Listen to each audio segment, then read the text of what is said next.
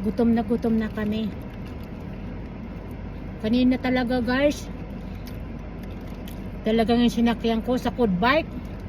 Kala ko mahuhulog na ako sa desert ang pinuntahan namin. Nasa desert kami.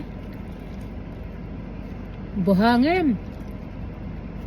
Pinuntahan namin. Ang pakiramdam ko para nasa Saudi kami. Yung sa Saudi na desert na panay lang, buhangin.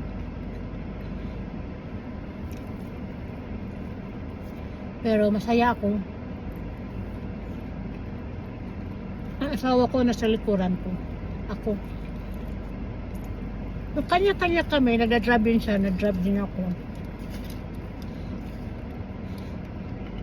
Kasi hindi pwedeng hindi pwedeng na dalawa kayo sa sakyan. Kailangan talagang tag-iisa.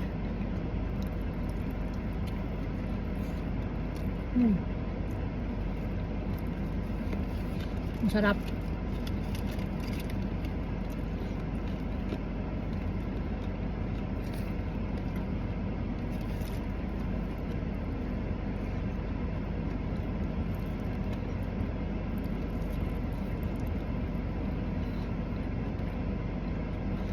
Ganito kami every year. Thank you for watching.